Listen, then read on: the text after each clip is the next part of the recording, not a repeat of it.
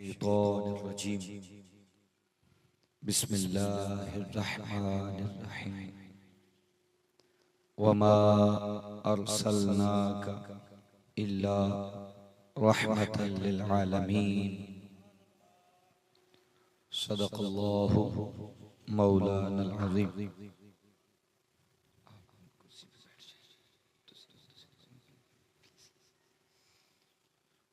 مولاي صل وسلم دائما أبدا على حبيبك خير الخلق كلهم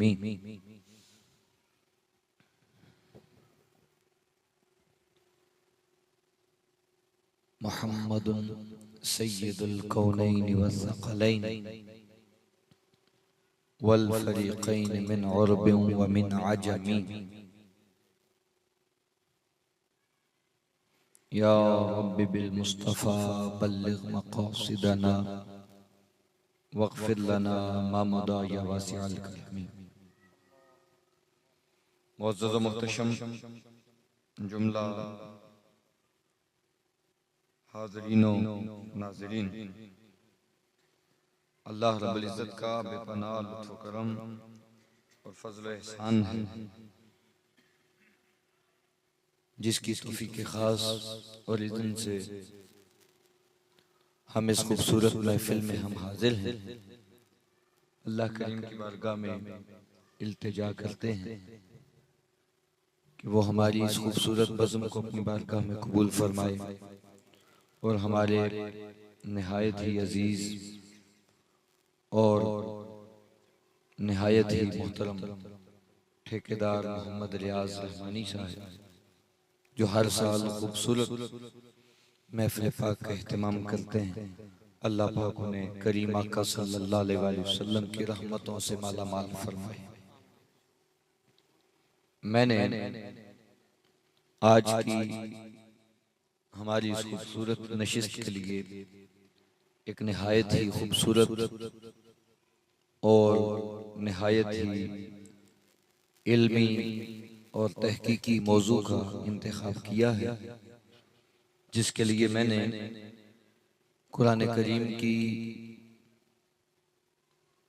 मशहूर तरीन आयत, जो मुसलमानों के घर में पैदा होने वाले तकरीबन हर बंदे और बच्चे को याद होती है, कि अल्लाह का फरमान वमा अरसलनाका, पढ़िए सब आयत पढ़े, वमा अरसलनाका, सुभान अल्लाह सुभान अल्लाह, ए मेरे रसूल मुकर्रम सल्लल्लाहु अलैहि वसल्लम, हमने आपको नहीं भेजा मगर तमाम जहानों के लिए रहमत बनाकर। बामुहावरा सलीस तर्जुमा करें, ए महबूब मुकर्रम सल्लल्लाहु अलैहि वसल्लम, हमने आपको तमाम तर जहानों के लिए रहमत ही रहमत बनाकर भेजा, रहमत ही रहमत बनाकर भेजा है।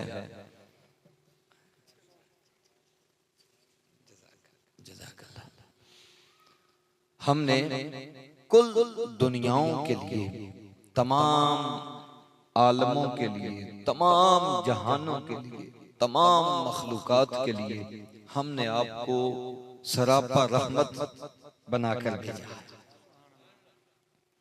अल्लाह रब्बुल इज़्ज़त का ये फरमान अपने अंदर इतनी मानवियत रखता है और इतनी जाज़िबियत रखता है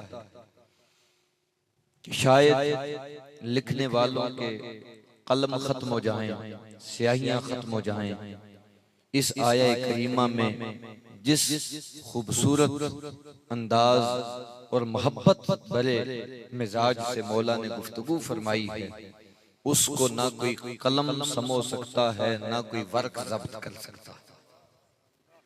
क्या कमाल। सबसे पहली बात तो ये समझें कि जब फरमा दिया रहमतल लिल आलमीन, आलमीन कहते हैं तमाम तर जहानों, आलमीन कहते हैं तमाम तर जहानों, आलमीन आलम की जमा है, आलम एक जहान को कहते हैं। इसके बहुत से मानी उलमा ने लिए हैं, यानी एंगल बदल जाता है। मतलब आदम अलैहिस्सलाम का भी एक जमाना था, नूह अलैहिस्सलाम का भी एक जमाना था, इब्राहीम अलैहिस्सलाम का भी एक जमाना था, हजरत मूसा अलैहिस्सलाम, हजरत ईसा अलैहिस्सलाम, तो इन पैगंबरों के भी अलग अलग जमाने थे। एक तो ये है जमीनी गुजराने वक्त के साथ जमाने, ये एक जहत हो गई कि मुख्तलिफ जमाने गुजरते जाते हैं तो उन जमानों के ऊपर लफ्ज़ आलम का इतलाक कर दिया जाए। एक तो ये है इसका जमीनी माना, एक इसका माना ये है कि ये जमीन की सारी मखलूक ये एक जहान है, जमीन की सारी मखलूक ये एक जहान है, आसमानों की सारी मखलूक वो भी बोले एक जहान है। उससे ऊपर चले जाएं फिर एक जहान है जिसके ऊपर अल्लाह ने अपने तकदीरों की तख्ती रखी है, जिसको आलम जबरूत कहते हैं। वहां तख्ती है जिसके ऊपर कुल कायनात की तकदीरें लिखी हैं, तो वो भी एक जहान है। उससे ऊपर चले जाएं सिदरतुल मुंतहा, वो भी एक जहान है जहां फरिश्ते रहते हैं, वो भी एक जहान है। उससे ऊपर चले जाएं तो फिर एक आलम हाहूत है, मौला की तजल्लियात है जहां, वहां न फरिश्ते हैं, कोई शय पर नहीं मारती, वहां अल्लाह का नूर ही नूर है, उसकी तजल्लियात हैं, तो वो भी एक जहान है। तो ये सारे क्या हैं, बोलिए, ये सारे जहान हैं। और फरमाया ऐ महबूब हमने तमाम जहानों के लिए आपको रहमत बनाकर भेजा है। माना इसका ये हुआ कि कायनात जमीनी हो या कायनात समावी हो, कोई जहान मुस्तफा की रहमत से खाली नहीं है, कोई जहान मुस्तफा की रहमत से खाली नहीं है। ये एक माना हो गया, ये एक माना है। इसका एक दूसरा खूबसूरत माना समझे भाई, जब कह दिया कि तमाम तर जहानों के लिए रहमत है, किसी भी जहान का कोई एक दिन भी मुस्तफा की रहमत से खाली नहीं, तो फिर मुझे ये कहने में कोई तामुल नहीं कि ऊपर नीचे का जब कोई जहान न था, मुस्तफा की रहमत तब भी थी, मुस्तफा की रहमत तब भी थी जब कोई जहान था ही नहीं। इसलिए कि जहान बनने के बाद अगर रहमत बने तो आलमीन का माना मुतय्यन नहीं होता। भाई आलम सारे बाद में बने, खा वो पस्ती के दुनिया और जमीन के हो या वो आला और आसमानों के अवालिम हो, जितनी भी कायनातें हैं ये सारे अवालिम बाद में हैं, मुस्तफा की रहमत पहले, मुस्तफा की रहमत पहले है। गोया कायनात में कोई एक शय भी ऐसी वजूद में नहीं आ सकी जो मुस्तफा से पहले बनी, जो मुस्तफा से पहले बनी हो। और फिर ये मानना पड़ेगा, लोग तो पता नहीं क्यों समझ नहीं आती, झगड़ों में पड़े रहते हैं, मुनाजरे करते हैं, झगड़े करते हैं। हमें तो ये समझ आती है, हमें तो ये समझ आती है कि कोई जहान न था, मुस्तफा की रहमत थी। खुदा की इज्जत की कसम, कयामत तक जितने जहान होंगे हर जहान में मुस्तफा हैं, कोई जहान और कोई जमाना मुस्तफा से खाली हो ही नहीं सकता। इसलिए कि रहमतल लिल आलमीन। कोई कह सकता है भाई आज मौजूद नहीं, माज़अल्लाह, भाई वो तो 1400 साल पहले थे, खुदा के बंदे अगर वो मौजूद नहीं तो तू कहां से है? उसी की रहमत का सदका तो तू है, तो जिसकी रहमत का सदका कुल आलम है उसी का इनकार कर दिया जाए तो ये कैसी नादानी वाली बात। तो एक तो इसका माना हो गया ये। अच्छा अब थोड़ा इसको मजीद एक्सप्लोर करें। ये जो लफ्ज है रहमतन, इसके ऊपर दो जबर है। क्या दो जबर? नहवी जुबान में कहते हैं मंसूब है। ये क्या है? मंसूब का माना क्या है? ऊपर दो जबरें हैं। कितनी जी? अच्छा उलमा ने ये जो दो जबरें आई हैं इसके चार मानी बयान किए। दो ज़बरें जो आई हैं इनके चार मानी। तफसीर कुर्तुबी में इमाम कुर्तुबी ने इसको बयान किया। उन्होंने बहुत ज्यादा मानी बयान किए हैं, लेकिन सिर्फ ये जो दो ज़बरें इनके चार मानी, बाकी लफ्ज़ रहमत के दर्जनों मानी इमाम कुर्तुबी ने लिए, उस तरफ नहीं। मैं सिर्फ दो ज़बरों पे बात करना चाह रहा हूं। वो कहते हैं ये जो दो ज़बरें, इनका पहला माना ये है कि ये मफ़ऊल लहू, ये इस्तिलाहात इनके लिए, ये आप बस माना समझे। ये जो इस तरह के अल्फाज आएंगे इनको आपने नहीं समझना। ये मफ़ऊल लहू है, इसका माना है वजह बनना, वजह बनना, या और मजीद आगे चले जाएं तो जरिया बनना। ये जो ऊपर रहमतन की ऊपर तनवीन आई है नस्ब के साथ, ये मफ़ऊल लहू की है। माना इसका ये है, ए रसूल मुकर्रम सल्लल्लाहु अलैहि वसल्लम, हमने आपको पूरी कायनात में और तमाम जहानों में रब्बे कायनात की रहमत का वाहिद जरिया बनाकर भेजा। अल्लाह की रहमत का वाहिद जरिया, the only means, only means, Allah की रहमत का, अल्लाह मर्सी, अल्लाह की रहमत का एक ही जरिया है, एक ही जरिया कुल कायनात में। वो रहमत जमीन पे है, आसमान पे है, सातवें आसमान पे है, हाहूत में है, जबरूत में है, आदम के जमाने में थी, मूसा और ईसा के जमाने में थी, वो आज है, वो कल क़यामत के दिन होगी। भाई जितनी भी रहमत कायनात में है, हुई या होगी, हत्ता के क़यामत के बाद भी होगी, ये तमाम तर रहमत एक ही जरिए से है। उस जरिए का नाम मोहम्मद मुस्तफा, उस जरिए का नाम, ये एक माना है। इसी को बुखारी शरीफ में आका अलैहिस्सलाम ने इरशाद फरमाया, फरमाया वल्लाहु युती व इन्नमा अना कासिमुन।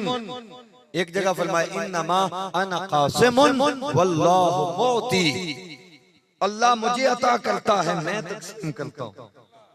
अल्लाह सवाई आप ऊपर तशरीफ ले, आप जगह दे दे, माइंड न करें, आदमी है खूबसूरत, ये बड़े प्यार वाली शख्सियत है, और फिर अल्लाह के दीन के आलिम, आप तशरीफ ले, खुशामदीद कहते हैं।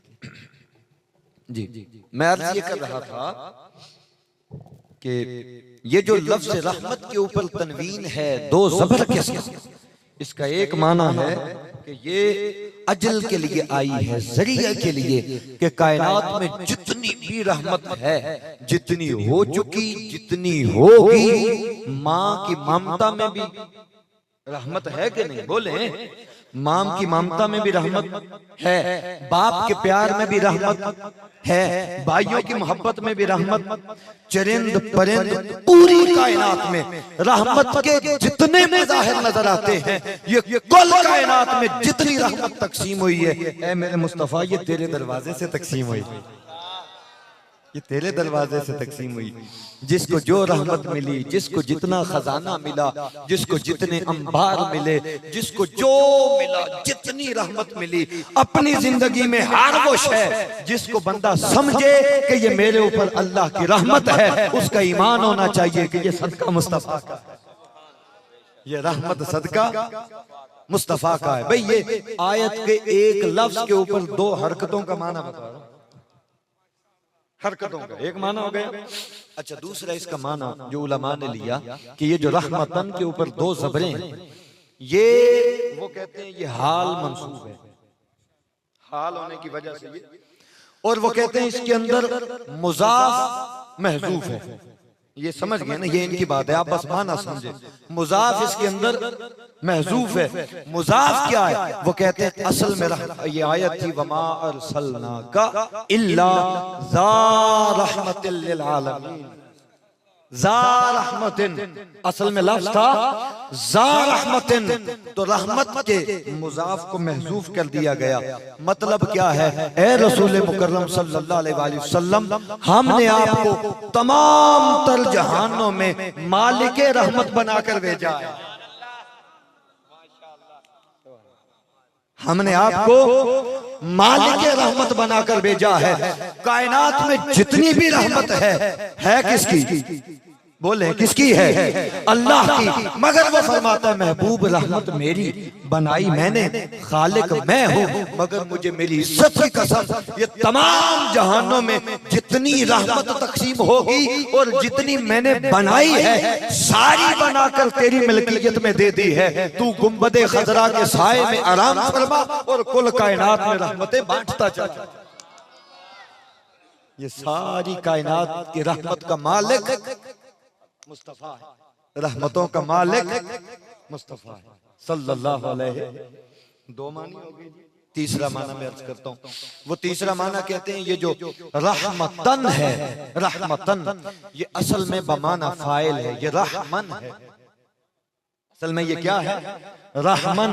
वमा अरसलनाका इल्ला मस्दर फाइली, वमा अरसलनाका इल्ला रहमन है, असल में रहमन है। तो रहमन जब माना लिया जाएगा तो रहमन का मतलब होता है रहमत फरमाने वाला, रहमत फरमाने वाला।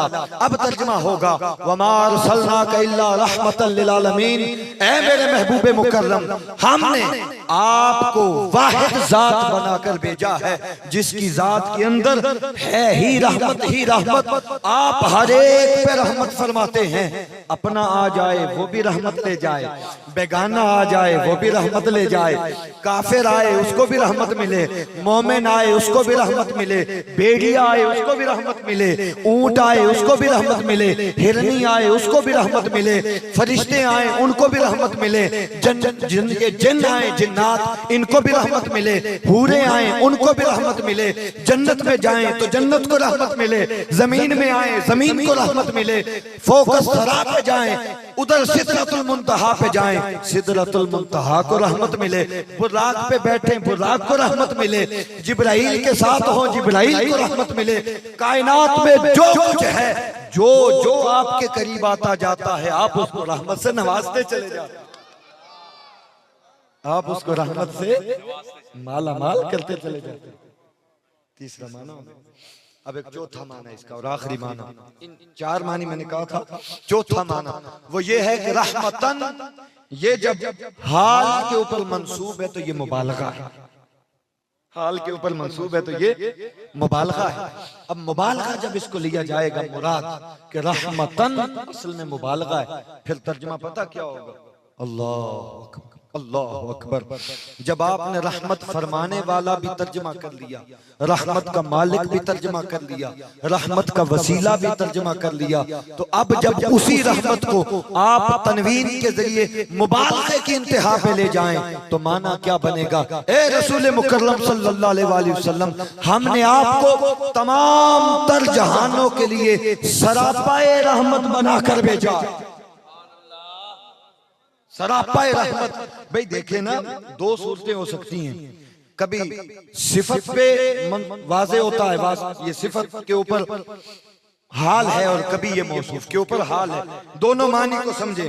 जब सिफत के ऊपर होगा तो तर्जुमा होगा अल्लाह की एक रहमत है, अल्लाह की एक रहमत है। हमने कुरान में पढ़ा रहमती वसियत कुल्ल शै, उसकी रहमत हर शय से वसी, उसकी रहमत हर शय से वसी है। हमने कुरान में पढ़ा वो तमाम तर रहमतों का मालिक, हर शय पे उसकी रहमत मुहीत है।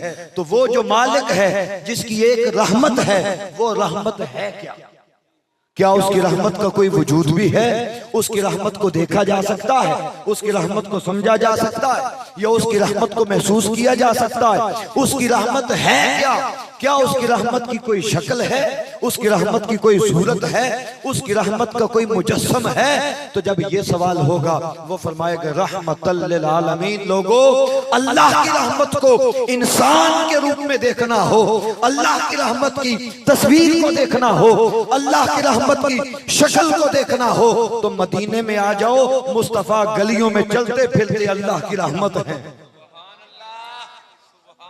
अल्लाह की रहमत मुस्तफा है, अल्लाह की रहमत मुस्तफा है। अच्छा, जब मौसूफ के ऊपर हो जाए हाल वाक़े तो फिर तर्जुमा होगा मुस्तफा क्या है? मुस्तफ़ा क्या है, अल्लाह के रसूल क्या है, इनकी हकीकत क्या है, इनकी शान क्या है, इनका मकाम क्या है, इनकी मंजिलत क्या है। वो फरमाता है रहमतल लिल आलमीन, इनका मकाम ये है कि अल्लाह की रहमत जो भी है, जितनी भी है, जैसी भी है, वो सारी की सारी मुस्तफ़ा है, वो सारी की सारी मुस्तफ़ा है। यानी थोड़ा आगे बढ़े, मैं ये तर्जमा अगर कर दूं कि मुस्तफ़ा रहमत की रूह है, मुस्तफ़ा रहमत की रूह है। अगर थोड़ा और आगे बढ़ जाएं तो तर्जमा बनेगा मुस्तफ़ा रहमत की जान है, मुस्तफ़ा रहमत की जान है। अब आपको समझ आएगा आला हजरत का वो शेर, मुस्तफ़ा जान रहमत पे लाखों सलाम। कभी गौर किया कि जान रहमत का मतलब क्या है? आला हजरत कहते हैं जब मैं फोत हो जाऊं, इस दुनिया से जाऊं, तो मेरी कब्र को जरा गहरा खोदना। पूछा क्या वजह है? कहने लगे मेरी कब्र में सरकार आएंगे, मैं खड़े होकर कहूंगा मुस्तफ़ा जान रहमत पे लाखों। भाई आप तो जाने रहमत हैं, आप रूहे रहमत हैं, आप नफ्से रहमत हैं, आपका जमीन पे तशरीफ लाना भी रहमत, आपका खाना खाना भी रहमत, आपका पीना भी रहमत, आपका किसी से बोलना भी रहमत, किसी से नाराज होना भी रहमत, आपका गलियों में चलना भी रहमत, आपका गुंबद खजरा में आराम फरमाना भी रहमत, आपका दुनिया में आना भी रहमत, और आपका इस दुनिया से जाहिरी पर्दा फरमाना भी रहमत। आप हैं ही रहमत ही रहमत। आप मक्के में हैं तो रहमत, ताइफ में हैं तो रहमत, मदीने में हैं तो रहमत, हत्ता कि आप गुंबद खजरा में भी हैं तो रहमत ही रहमत है। कायनात जब तक है ये सदका रहमत मुस्तफा का, ये सदका रहमत मुस्तफा का है। अब इन्हीं चार मानी में ये जो चौथा माना है, इसको आप कुरान पाक से समझें, कुरान पाक से।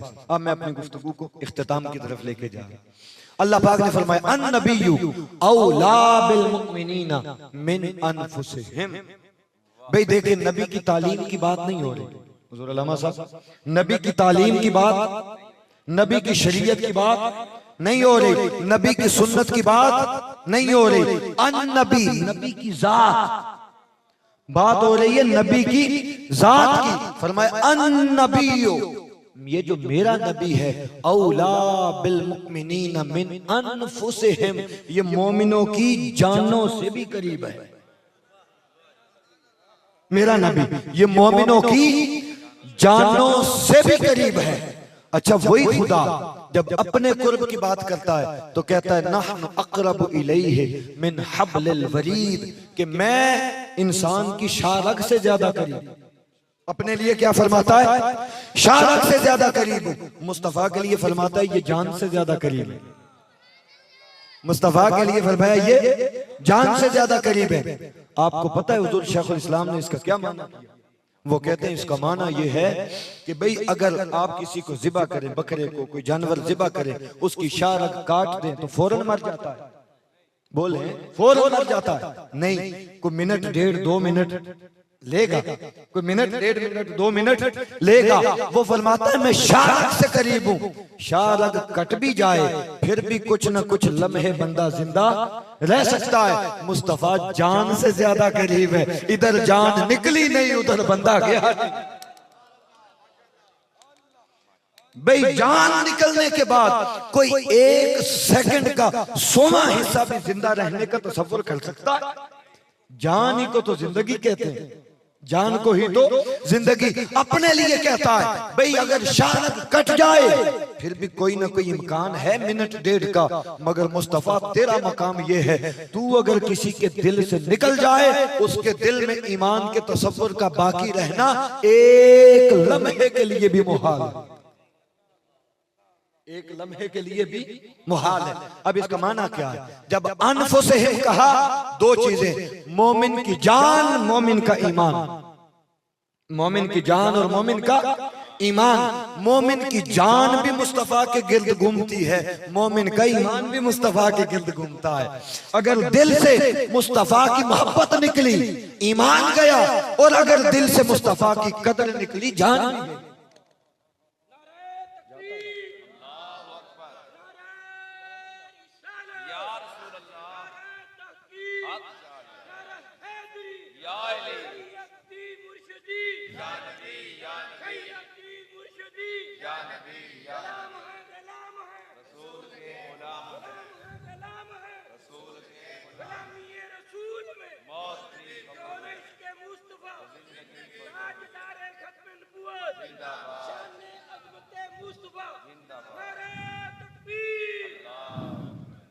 अच्छा, अब इस सारी बात को मैं आपको एक मिसाल के साथ समझाता हूँ। मिसाल के साथ, ये थोड़ी इल्मी साइंसी बात है। ये जो इंसान का वजूद है 6 फुट का 7 फुट का, आपको पता है ये सारा वजूद छोटे छोटे खुलियात से बनता है। खुलिये छोटे छोटे, उनको सेल बोलते हैं। सेल सेल जैसे ये देखिए, कोई आप बिल्डिंग बनाते हैं, बिल्डिंग तो वो किन चीजों से मिलके बनती है? बोले, ईंटों से। एक ईंट के साथ दूसरी लगी, दूसरी के साथ तीसरी लगी, चलते चलते सारी ईंटें जमा होके बनी एक दीवार। ऐसे ही है, फिर ईंटों से बनी दूसरी दीवार, तीसरी दीवार। जब चारों दीवारें बन गई, ऊपर एक डाला छत, बन गया पूरा मकान। ऐसा ही है, एक ईंट। अगर आपसे कोई पूछे कि किसी मकान की सबसे बुनियादी इकाई क्या है, आप क्या कहेंगे? ईंट। ईंट एक के साथ दूसरी मिली, दूसरे के साथ तीसरी, चलते चलते पूरा मकान बन गया। तो बुनियादी इकाई क्या है? ईंट है। जिस तरह मकान की बुनियादी इकाई ईंट है, इंसान की बुनियादी इकाई सेल है। इंसान की बुनियादी इकाई सेल है। भाई, आप जब खून देते हैं किसी को, अतिया करते हैं, तो हम तो कहते हैं ना, मैं ब्लड देने गया था, खून देने गया था। डॉक्टर कहते हैं ब्लड सेल्स। ऐसे ही है, ब्लड सेल्स होते हैं, फिर रेड सेल्स होते हैं, ब्रेन के सेल्स अलग होते हैं, न्यूरो सेल्स, ये फिर इनकी मुख्तलिफ कैटेगरीज हैं। एक इंसान के जिस्म के अंदर 37 ट्रिलियन सेल होते हैं। ट्रिलियन, ट्रिलियन आपको पता है किसको कहते हैं? भाई 10 लाख हो तो बनता है 1 मिलियन। 10 लाख हो तो बनता है 1 मिलियन। 1 अरब हो तो बनता है 1 बिलियन। 1 अरब हो तो बनता है 1 बिलियन। और 1000 अरब हो 1 ट्रिलियन। 1000 अरब हो तो 1 ट्रिलियन। और एक बंदे के अंदर 37 ट्रिलियन सेल होते हैं। अल्लाहु अकबर। इन्नल्लाह अला कुल्लि शैइन, ये उसी की शान है, ये उसी की शान है। एक इंसान के अंदर 37 ट्रिलियन सेल होते हैं, और एक दिन के अंदर 50 लाख सेल डेड होके गिरते हैं, उनकी जगह नए बनते हैं। अगर किसी का ये सेल साइकिल बंद हो जाए, उसके नए सेल बनना खत्म हो जाएं, आप उसको खून देते हैं, आप उसको व्हाइट सेल्स देते हैं। उसकी कमी हो जाती है, फिर उसको बाहर से एक्सटर्नल सोर्स से फिर उसको सेल्स प्रोवाइड किए जाते हैं। अगर सेल्स बनने रुक जाएं, इंसान फोत हो जाता है, खत्म हो जाता है। तो ये जो सेल्स का एक पूरा साइकिल है, 37 ट्रिलियन सेल, 37 ट्रिलियन, ये सारे के सारे जमा हो, सारे के सारे, इनके अंदर एक रूह ना हो तो बंदा जिंदा है। सुभान अल्लाह। भाई, आप यूं कह सकते हैं, ये 37 ट्रिलियन सेल अल्लाह ने एक रूह की खातिर पैदा किया। ऐसा है कि नहीं? किसकी खातिर है? बोले, रूह की खातिर पैदा किए। रूह की खातिर उसने 37 ट्रिलियन सेल, जिस दिन वो रूह निकालता है, सेल गए। क्या कहते हैं? जल्दी उठाओ भाई, मैयत को जल्दी उठाओ। फोत होने के बाद मैयत को ज्यादा देर रखना जायज नहीं, इसको जल्दी उठाओ, मैयत को ज्यादा देर घर में न रखो। रूह निकल गई, वो जो सेल्स थे उनकी कोई हैसियत बाकी। भाई, सगी औलाद कहती है जल्दी चुको बे। ऐसा है कि नहीं? ये इंसान की हैसियत है। रूह निकली, पीछे सेल्स रह गए, आप जल्दी से उठा के लेके जाते हैं, कब्र के नीचे दफन करते हैं, ऊपर मनो मट्टी डाल के आप वापस आ जाते हैं। ऐसा है कि नहीं? यही है सारा इंसान के जो सेल्स थे, ये जो बॉडी, ये चली गई कब्र के अंदर। अब मुझे ये कहने दीजिए, जिस इंसान के ये सारे सेल्स दुनिया में रूह के ताबे रहे, उस इंसान का जिस्म कब्र में भी कभी नहीं गल। बस सादा सी बात, सादा बात है भाई। रूह ये इस दुनिया की शय नहीं, ये वहां की शय है। ये कहां की है? वहां की शय। इस दुनिया की शय ये जिस्म है, इसके अंदर एक नफ्स है, उसका ताल्लुक यहां से है। इंसान अगर तो रूह के पीछे चला, कब्र में जाकर भी उसका बदन नहीं सड़ेगा, उसका बदन नहीं जल सकता। अगर रूह के पीछे न चला, नफ्स के पीछे चला, 10 दिनों के बाद उसकी हड्डियां रह जाती। मोहम्मद के गुलामों का जमीन मैली नहीं होती, जमन मैला नहीं होता, मोहम्मद के गुलामों का कफन मैला नहीं होता। मेरी गुफ्तगू खत्म होने पे जा रही है। भाई ये इंसान का सारा जिस्म, ये 37 ट्रिलियन सेल एक रूह के लिए अल्लाह ने बनाए हैं, और ये सारी कायनात भी, इसके तादाद जितना भी बढ़ जाए, ये सारी कायनात भी अल्लाह ने एक रूह के लिए बनाई है। खुदा की इज्जत की कसम, उस रूह का नाम मुस्तफा है। उस रूह का नाम मुस्तफा है। अंदर की रूह का नाम भी मुस्तफा है, और कायनात के अंदर की रूह का नाम भी मुस्तफा है। इसकी सबसे बड़ी दलील, सबसे बड़ी दलील आपको पता है क्या है? वाक़या मेराज है। सबसे बड़ी दलील क्या है? वाक़या मेराज। आका अलैहिस्सलातु वस्सलाम का सफर उलमा ने लिखा 27 साल का था। कितना बोलिए? 27 साल का सफर सारा तय करके वापस जमीन पे आते हैं। अभी बिस्तर भी गर्म है, पानी के कतरे भी चल रहे हैं, दरवाजे की कुंडी भी हिल रही है। उन्होंने कहा 27 साल गुजर गए, इधर एक मिनट नहीं गुजरा। वजह क्या है? मुस्तफा के मकाम ने जवाब दिया। उन्होंने कहा तुम्हें समझ नहीं आई, ये कायनात में मुस्तफा करीम की जात, ये कायनात में रूह है। जब जमीन से उठे कायनात जाम हो गई, जमीन से उठे कायनात जाम हो गई। 27 साल हो या 27 लाख साल हो, मुस्तफा वापस जमीन पे आए, आपने कदम रखा, जहां पे रुकी थी वहां से चलने लग गई, वहीं से चलने लग गई। तो मुस्तफा जाने कायनात है, ये जाने कायनात है। भाई देखे ना, सादा बात है। हदीस में आया है कि क़यामत उस वक्त तक नहीं आएगी जब तक मदीना तैयबा जमीन पे। हदीस है। कायनात में कयामत उस वक्त तक नहीं आ सकती जब तक मक्का और मदीना और कुरान, ये तीन चीजें कायनात में। क्यों? मक्का अल्लाह का घर, कुरान अल्लाह की सिफत, कुरान अल्लाह की। मदीने में क्या है? बोले मदीने में क्या है? वजूद मुस्तफा, जाने कायनात है। हदीस पाक में आता है जब अल्लाह क़यामत का इरादा फरमाएगा, सबसे पहले मदीना मुनव्वरा मुस्तफा करीम की कब्र मुबारक को अल्लाह जन्नतों में उठा ले। मक्का और मदीना उठ जाएंगे। कुरान पाक सुबह लोग उठ के खोलेंगे, वर्के होंगे, अल्फाज उठ जाएंगे। जिस दिन अल्लाह कायनात को तबाह करने का इरादा करेगा, उस दिन पहले कायनात की रूह को निकालेगा, कायनात की रूह को निकालेगा। मुस्तफा करीम इस कायनात से उठेंगे, ऊपर बुलंद होंगे, कायनात में कयामत बपा हो जाए।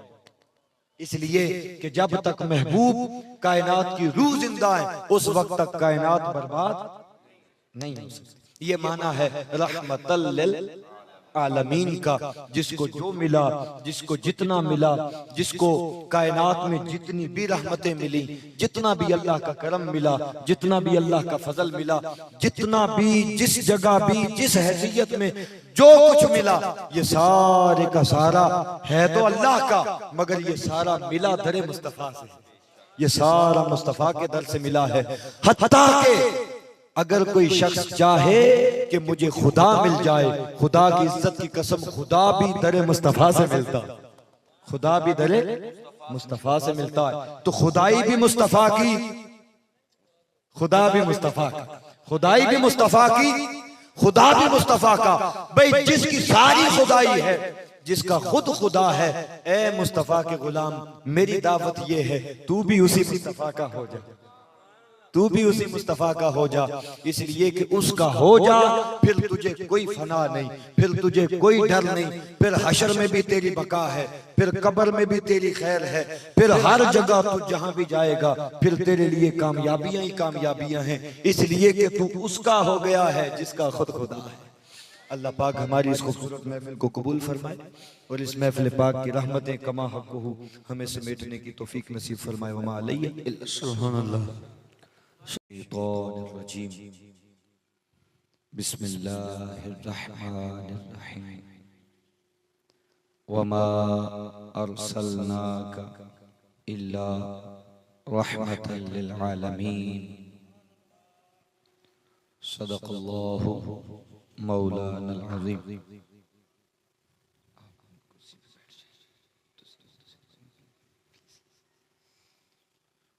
मौलाया सल्लि व सल्लिम दाइमन अबदा अला हबीबिका खैरिल खल्क़ि कुल्लिहिम।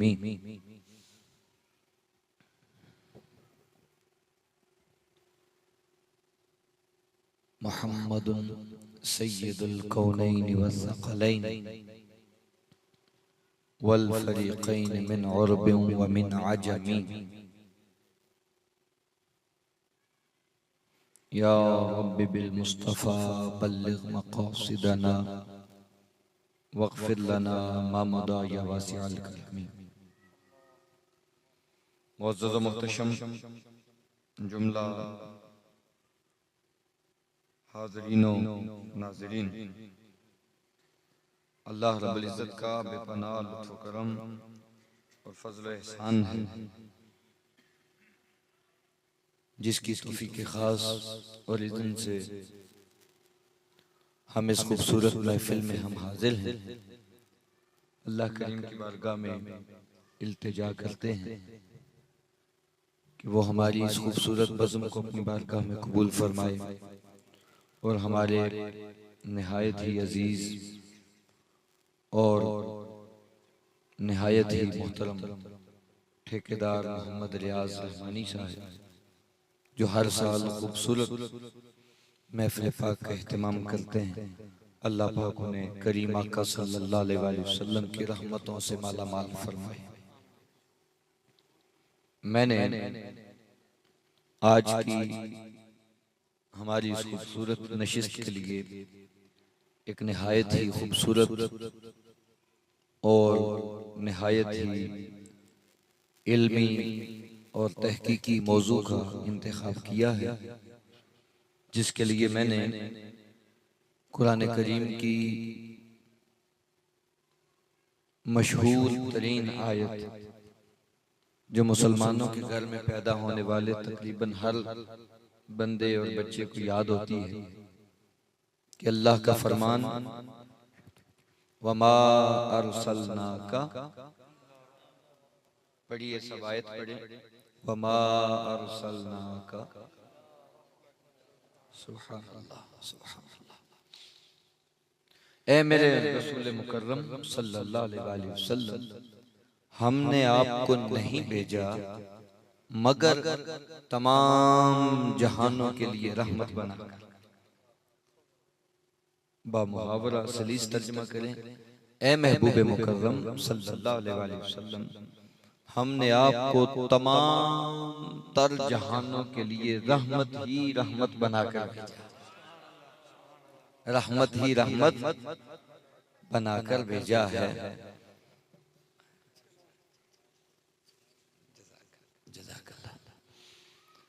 हमने कुल दुनियाओं के लिए, तमाम आलमों के लिए, तमाम जहानों के लिए, तमाम मखलूकात के लिए हमने आपको सरापा रहमत बनाकर भेजा। अल्लाह रब्बुल इज़्ज़त का ये फरमान अपने अंदर इतनी मानवियत रखता है और इतनी जाज़िबियत रखता है कि शायद लिखने वालों के कलम खत्म हो जाएं, स्याहियां खत्म हो जाएं। इस आया करीमा में जिस खूबसूरत अंदाज और मोहब्बत भरे मिजाज से मौला ने गुफ्तगू फरमाई है, उसको ना कोई कलम समो सकता है, ना कोई वर्क जब्त कर सकता। क्या कमाल बात। सबसे पहली बात तो ये समझें कि जब फरमा दिया रहमतल लिल आलमीन, आलमीन कहते हैं तमाम तर जहानों, आलमीन कहते हैं तमाम तर जहानों। आलमीन आलम की जमा है, आलम एक जहान को कहते हैं। इसके बहुत से मानी उलमा ने लिए हैं, यानी एंगल बदल जाता है।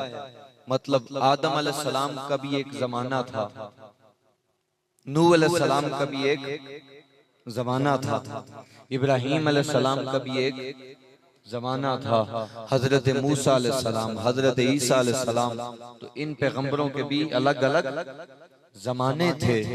तो एक तो ये है जमीनी गुजराने वक्त के साथ जमाने, ये एक जहत हो गई कि मुख्तलिफ जमाने गुजरते जाते हैं तो उन जमानों के ऊपर लफ्ज आलम का इतलाक कर दिया जाए। एक तो ये है इसका जमीनी माना। एक इसका माना ये है कि ये जमीन की सारी मखलूक ये एक जहान है। जमीन की सारी मखलूक ये एक जहान है।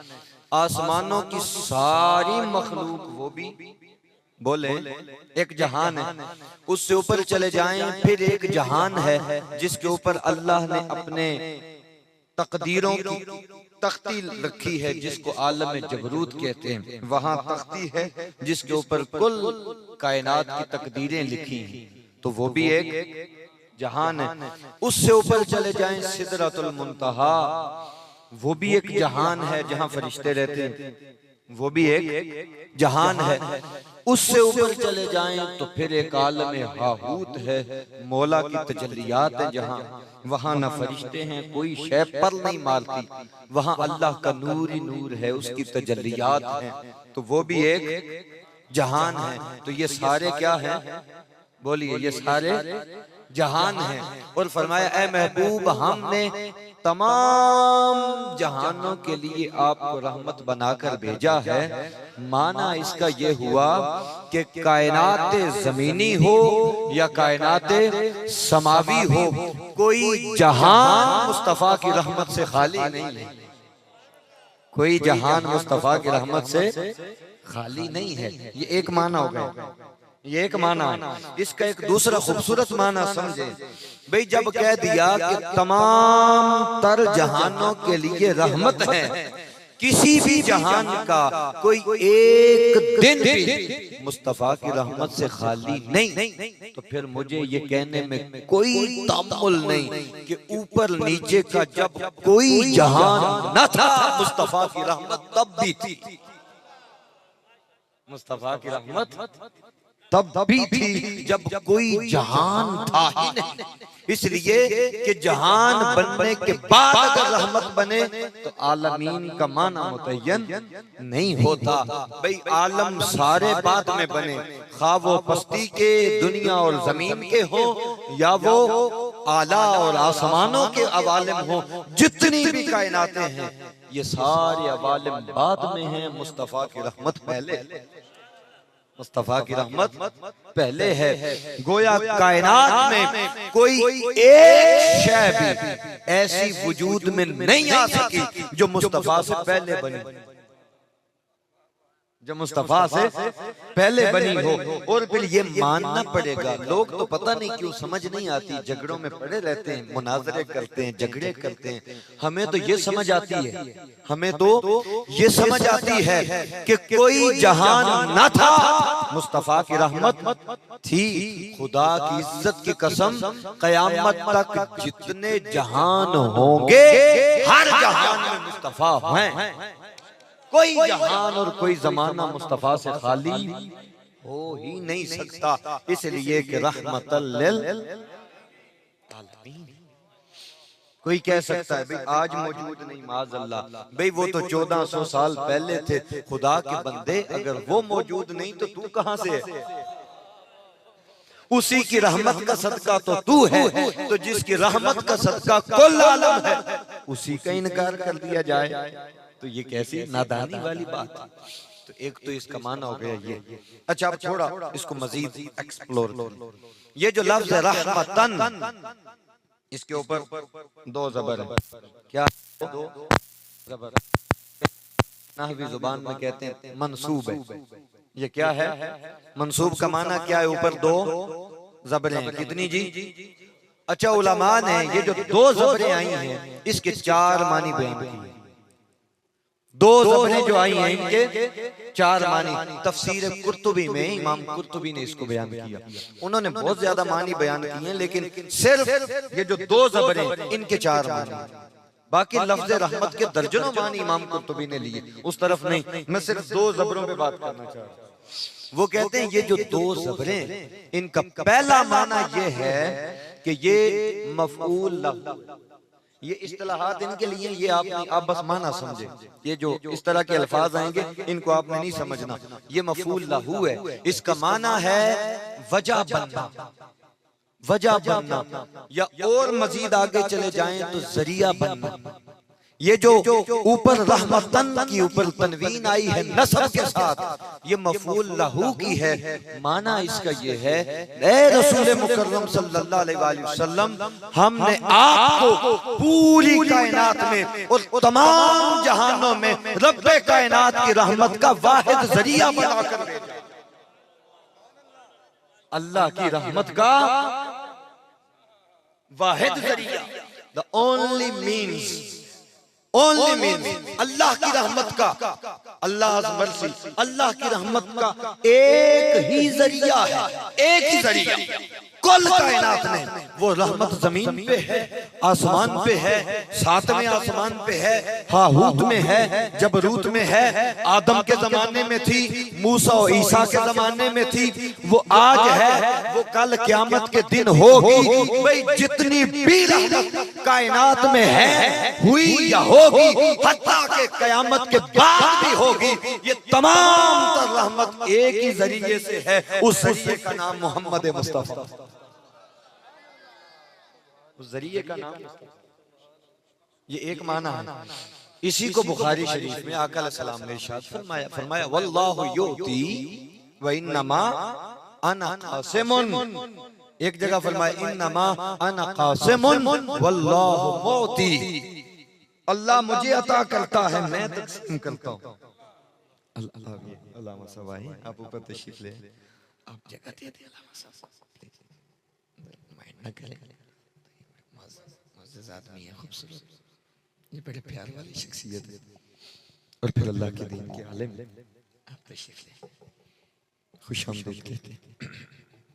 जी मैं अर्ज ये कर रहा था कि ये जो लफ्ज रहमत के ऊपर तनवीन है दो ज़बर के साथ, इसका एक माना है कि ये अजल के लिए आई है, जरिया के लिए, कि कायनात में जितनी भी रहमत है, जितनी हो चुकी, जितनी होगी, माँ की ममता में भी रहमत है कि नहीं? बोले, माँ की ममता में भी रहमत है, बाप के प्यार में भी रहमत है, भाइयों की मोहब्बत में भी रहमत, चरिंद परिंद पूरी कायनात में रहमत के जितने मज़ाहिर नजर आते हैं, ये कुल कायनात में जितनी रहमत तकसीम हुई है, ऐ मेरे मुस्तफा, ये तेरे दरवाजे से तकसीम हुई, ये तेरे दरवाजे से तकसीम हुई।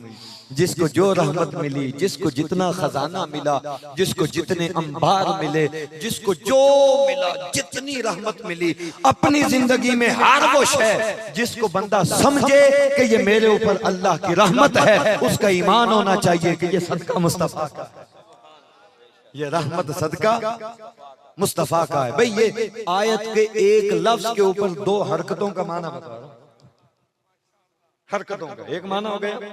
अच्छा, दूसरा इसका माना जो उलमा ने लिया कि ये जो रहमतन के ऊपर दो ज़बरें हैं, ये वो कहते हैं ये हाल मंसूब है, हाल होने की वजह से ये, और वो कहते हैं इसके अंदर मुज़ाफ महज़ूफ है। ये समझ गए ना, ये इनकी बात है, आप बस माना समझे। मुज़ाफ इसके अंदर महज़ूफ है, मुज़ाफ क्या है? वो कहते हैं असल में ये आयत थी वमा अरसलनाका इल्ला ज़ा रहमतिल लिल आलमीन, ज़ा रहमतिन, असल में लफ्ज़ था ज़ा रहमतिन, तो रहमत के मुज़ाफ को महज़ूफ कर दिया गया। मतलब क्या है? ए रसूल मुकर्रम सल्लल्लाहु अलैहि वसल्लम, हमने आपको तमाम तर जहानों में मालिके रहमत बनाकर भेजा है, हमने आपको मालिके रहमत बनाकर भेजा है। कायनात में जितनी भी रहमत है किसकी? बोले किसकी है? अल्लाह की। मगर वो फरमाता है महबूब रहमत मेरी बनाई मैंने, खालिक मैं हूँ, मगर मुझे मेरी इज्जत की कसम ये तमाम जहानों में जितनी रहमत तकसीम होगी और जितनी मैंने बनाई है सारी बनाकर तेरी मिल्कियत में दे दी है। तू गुंबदे खजरा के साए में आराम फरमा और कुल कायनात में रहमतें बांटता चल। ये सारी कायनात की रहमत का मालिक मुस्तफा है, रहमतों का मालिक मुस्तफा है सल्लल्लाहु अलैहि। दो मानी हो गई। तीसरा माना मैं अर्ज करता हूँ।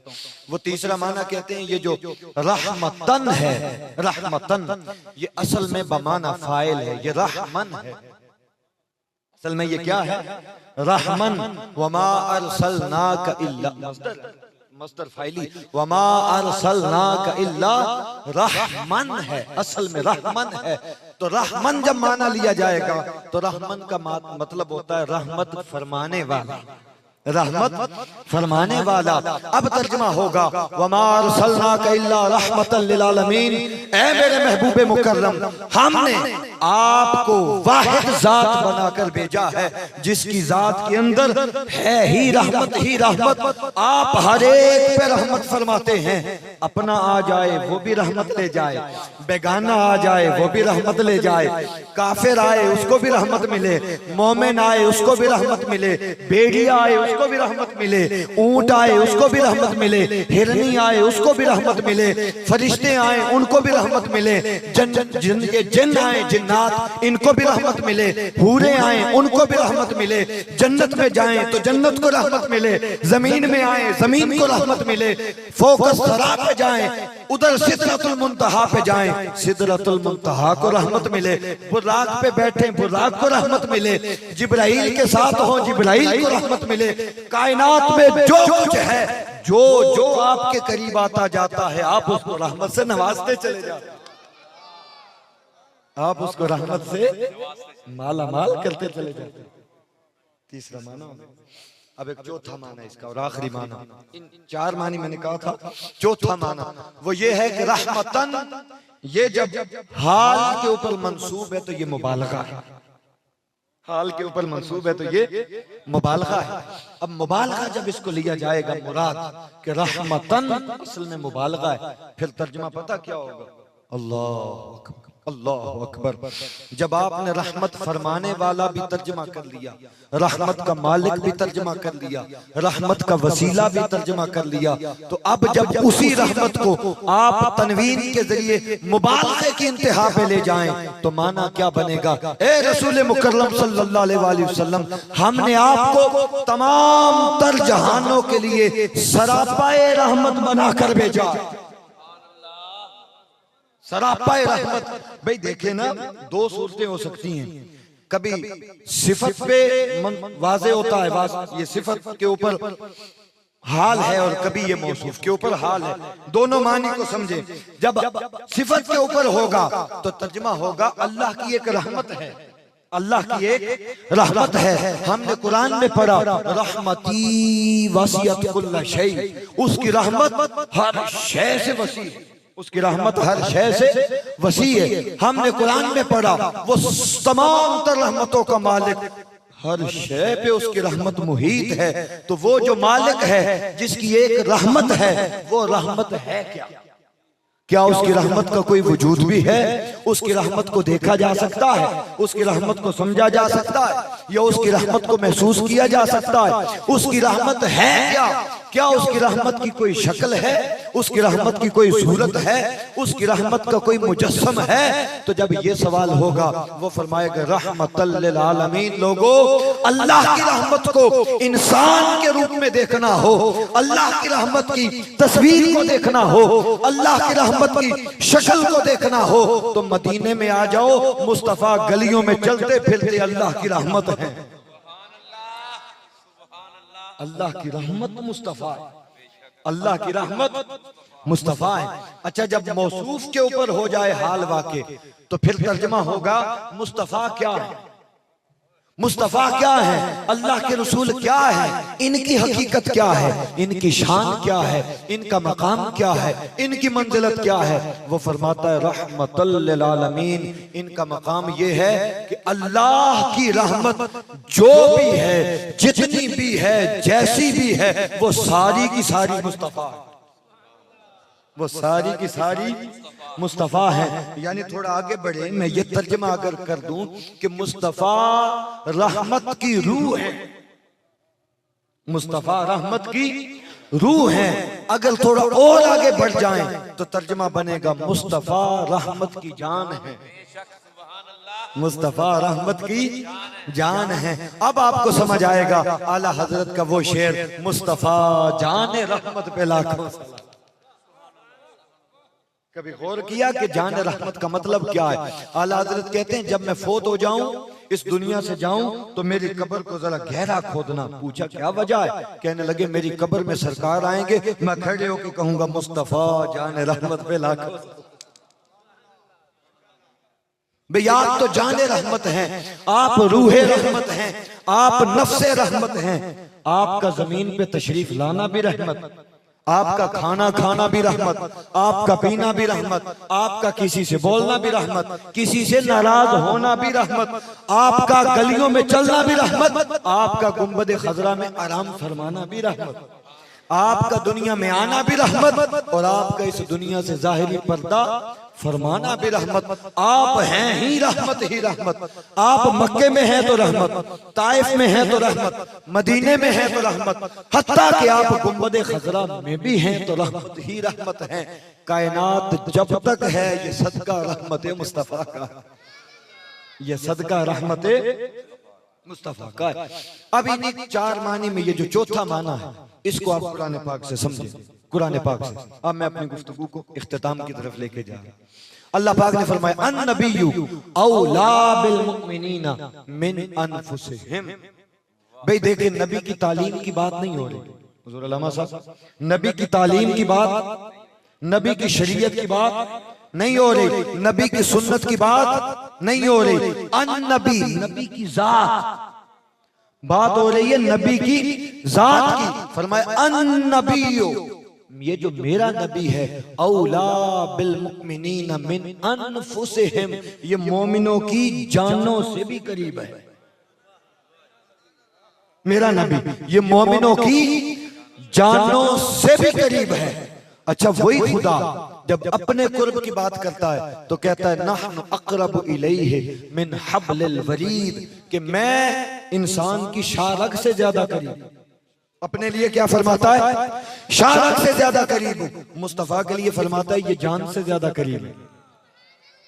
मुस्तफा के लिए फरमाया ये जान से ज्यादा करीब है। आपको पता है हुजूर शेखुल इस्लाम ने इसका क्या माना किया? वो कहते हैं इसका माना ये है कि भाई अगर आप किसी को जिबा करें, बकरे को कोई जानवर जिबा करें, उसकी शारग काट दें तो फौरन मर जाता है। बोले फौरन मर जाता है? नहीं, कोई मिनट डेढ़ 2 मिनट लेगा, कोई मिनट 1.5 मिनट 2 मिनट लेगा। वो फरमाता है मैं शारग से करीब हूं, शारग कट भी जाए फिर भी कुछ न कुछ लम्हे बंदा जिंदा रह सकता है। मुस्तफा जान से ज्यादा करीब है, इधर जान निकली नहीं उधर बंदा गया। भाई जान निकलने के बाद कोई 1 सेकंड का 100वां हिस्सा भी जिंदा रहने का तसव्वुर कर सकता है? जान ही को तो जिंदगी कहते हैं, जान को ही तो जिंदगी अपने लिए कहता है। भाई अगर शारग कट जाए फिर भी कोई ना कोई इम्कान है मिनट 1.5 का, मगर मुस्तफा तेरा मकाम ये है, तू अगर किसी के दिल से निकल जाए उसके दिल में ईमान के तसव्वुर का बाकी रहना 1 लम्हे के लिए भी मुहाल है, 1 लम्हे के लिए भी मुहाल है। अब इसका माना क्या है? जब अनफुसिहिम कहा, 2 चीजें, मोमिन की जान, मोमिन का ईमान। मोमिन की जान और मोमिन का ईमान। मोमिन की जान भी मुस्तफा के गिर्द घूमती है, मोमिन का ईमान भी मुस्तफा के गिर्द घूमता है। अगर दिल से मुस्तफा की मोहब्बत निकली ईमान गया, और अगर दिल से मुस्तफा की कदर निकली जान भी गई।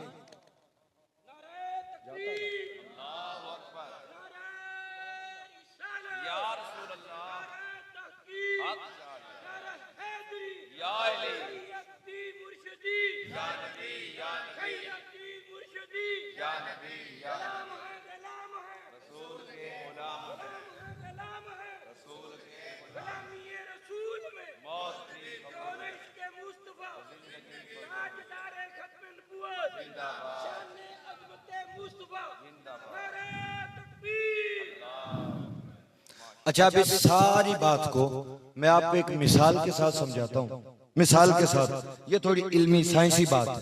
ये जो इंसान का वजूद है 6 फुट का 7 फुट का, आपको पता है ये सारा वजूद छोटे छोटे खुलियात से बनता है, खुलिये छोटे छोटे, उनको सेल बोलते हैं, सेल सेल। जैसे ये देखिए कोई आप बिल्डिंग बनाते हैं, बिल्डिंग तो वो किन चीजों से मिलके बनती है? बोले ईंटों से। एक ईंट के साथ दूसरी लगी, दूसरी के साथ तीसरी लगी, चलते चलते सारी ईंटें जमा होके बनी एक दीवार। ऐसे ही है, फिर ईंटों से बनी दूसरी दीवार, तीसरी दीवार। जब चारों दीवारें बन गई, ऊपर एक डाला छत, बन गया पूरा मकान। ऐसा ही है, एक ईंट। अगर आपसे कोई पूछे कि किसी मकान की सबसे बुनियादी इकाई क्या है, आप क्या कहेंगे? ईंट। ईंट एक के साथ दूसरी मिली, दूसरे के साथ तीसरी, चलते चलते पूरा मकान बन गया। तो बुनियादी इकाई क्या है? ईंट है। जिस तरह मकान की बुनियादी इकाई ईंट है, इंसान की बुनियादी इकाई सेल है। इंसान की बुनियादी इकाई सेल है। भाई आप जब खून देते हैं, किसी को अतिया करते हैं, तो हम तो कहते हैं ना मैं ब्लड देने गया, खून देने गया था। डॉक्टर कहते हैं ब्लड सेल्स। ऐसे ही है, ब्लड सेल्स होते हैं, फिर रेड सेल्स होते हैं, ब्रेन के सेल्स अलग होते हैं, न्यूरो सेल्स, ये फिर इनकी मुख्तलिफ कैटेगरीज हैं। एक इंसान के जिस्म के अंदर 37 ट्रिलियन सेल होते हैं। ट्रिलियन आपको पता है किसको कहते हैं? भाई 10 लाख हो तो बनता है 1 मिलियन, 10 लाख हो तो बनता है 1 मिलियन, 1 अरब हो तो बनता है 1 बिलियन, 1 अरब हो तो बनता है 1 बिलियन, और 1000 अरब हो 1 ट्रिलियन, 1000 अरब हो तो 1 ट्रिलियन, और एक बंदे के अंदर 37 ट्रिलियन सेल होते हैं। अल्लाहु अकबर। इन्नल्लाह अला कुल्लि शैइन, ये उसी की शान है, ये उसी की शान है। एक इंसान के अंदर 37 ट्रिलियन सेल होते हैं, और एक दिन के अंदर 50 लाख सेल डेड होके गिरते हैं, उनकी जगह नए बनते हैं। अगर किसी का ये सेल साइकिल बंद हो जाए, उसके नए सेल बनना खत्म हो जाएं, आप उसको खून देते हैं, आप उसको व्हाइट सेल्स देते हैं, उसकी कमी हो जाती है, फिर उसको बाहर से एक्सटर्नल सोर्स से फिर उसको सेल्स प्रोवाइड किए जाते हैं। अगर सेल्स बनने रुक जाएं, इंसान फोत हो जाता है, खत्म हो जाता है। तो ये जो सेल्स का एक पूरा साइकिल है, 37 ट्रिलियन सेल, 37 ट्रिलियन, ये सारे के सारे जमा हो, सारे के सारे, इनके अंदर एक रूह ना हो तो बंदा जिंदा है। सुभान अल्लाह। भाई आप यूं कह सकते हैं, ये 37 ट्रिलियन सेल अल्लाह ने एक रूह की खातिर पैदा किया। ऐसा है कि नहीं? किसकी खातिर है? बोले रूह की खातिर पैदा किए। रूह की खातिर उसने 37 ट्रिलियन सेल, जिस दिन वो रूह निकालता है, सेल गए, क्या कहते हैं? जल्दी उठाओ भाई, मैयत को जल्दी उठाओ। फोत होने के बाद मैयत को ज्यादा देर रखना जायज नहीं, इसको जल्दी उठाओ, मैयत को ज्यादा देर घर में न रखो। रूह निकल गई, वो जो सेल्स थे उनकी कोई हैसियत बाकी। भाई सगी औलाद कहती है जल्दी चुको बेओ। ऐसा है कि नहीं? ये इंसान की हैसियत है। रूह निकली, पीछे सेल्स रह गए, आप जल्दी से उठा के लेके जाते हैं, कब्र के नीचे दफन करते हैं, ऊपर मनो मिट्टी डाल के आप वापस आ जाते हैं। ऐसा है कि नहीं? यही है सारा इंसान के जो सेल्स थे, ये जो बॉडी, ये चली गई कब्र के अंदर। अब मुझे ये कहने दीजिए, जिस इंसान के ये सारे सेल्स दुनिया में रूह के ताबे रहे, उस इंसान का जिस्म कब्र में भी कभी नहीं गल सकता। बस सादा सी बात, सादा बात है। भाई रूह ये इस दुनिया की शय नहीं, ये वहां की शय है। ये कहां की है? वहां की शय। इस दुनिया की शय ये जिस्म है, इसके अंदर एक नफ्स है, उसका ताल्लुक यहां से। इंसान अगर तो रूह के पीछे चला, कब्र में जाकर भी उसका बदन नहीं सड़ेगा, उसका बदन नहीं जल सकता। अगर रूह के पीछे न चला, नफ्स के पीछे चला, 10 दिनों के बाद उसकी हड्डियां रह जाती।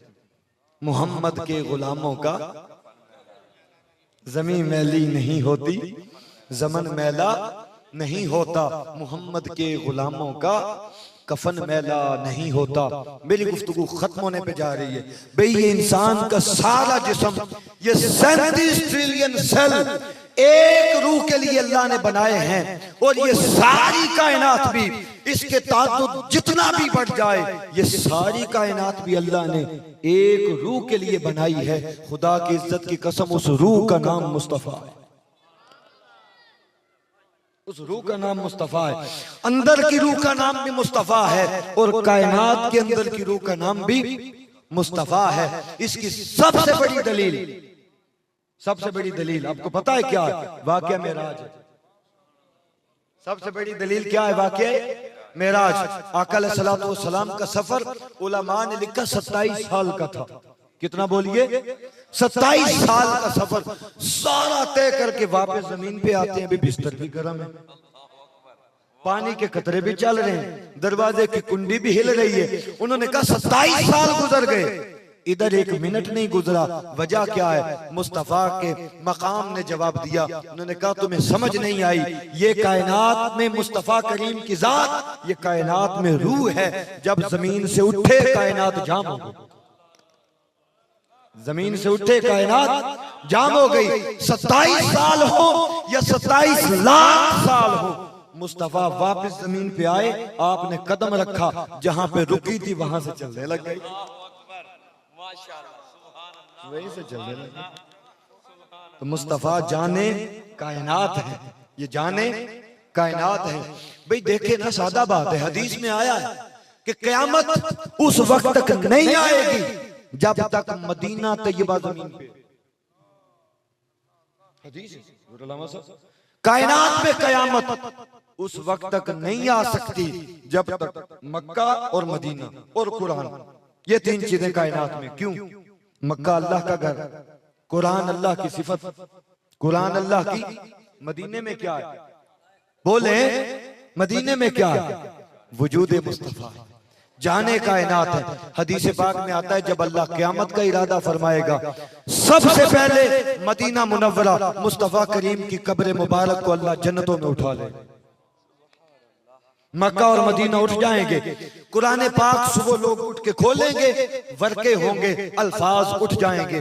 जिस दिन अल्लाह कायनात को तबाह करने का इरादा करेगा, उस दिन पहले कायनात की रूह को निकालेगा, कायनात की रूह को निकालेगा। मुस्तफा करीम इस कायनात से उठेंगे, ऊपर बुलंद होंगे, कायनात में कयामत बपा हो जाए। इसलिए कि जब तक महबूब कायनात की रूह जिंदा है, उस वक्त तक कायनात बर्बाद नहीं हो सकती। ये माना है रहमतल लिल आलमीन का। जिसको जो मिला, जिसको जितना मिला, जिसको कायनात में जितनी भी रहमतें मिली, जितना भी अल्लाह का करम मिला, जितना भी अल्लाह का फजल मिला, जितना भी जिस जगह भी जिस हैसियत में जो कुछ मिला, ये सारे का सारा है तो अल्लाह का, मगर ये सारा मिला दरे मुस्तफा से। ये सारा मुस्तफा के दर से मिला है। हत्ता के अगर कोई शख्स चाहे कि मुझे खुदा मिल जाए, खुदा की इज्जत की कसम, खुदा भी दरे मुस्तफा से मिलता, खुदा भी दरे मुस्तफा से मिलता है। तो खुदाई भी मुस्तफा की, खुदा भी मुस्तफा का, खुदाई भी मुस्तफा की, खुदा भी मुस्तफा का। भाई जिसकी सारी खुदाई है, जिसका खुद खुदा है, ए मुस्तफा के गुलाम, मेरी दावत ये है, तू भी उसी मुस्तफा का हो जा, तू भी उसी मुस्तफा का हो जा। इसलिए कि उसका हो जा, फिर तुझे कोई फना नहीं, फिर तुझे कोई डर नहीं, फिर हशर में भी तेरी बका है, फिर कब्र में भी तेरी खैर है, फिर हर जगह तू जहां भी जाएगा फिर तेरे लिए कामयाबियां ही कामयाबियां हैं। इसलिए कि तू उसका हो गया है जिसका खुद खुदा है। अल्लाह पाक हमारी इस खूबसूरत महफिल को कबूल फरमाए और इस महफिल पाक की रहमतें कमा हक़्क़ुहू हमें समेटने की तौफीक नसीब फरमाए। वमा अलैना इल्ला सुब्हानअल्लाह।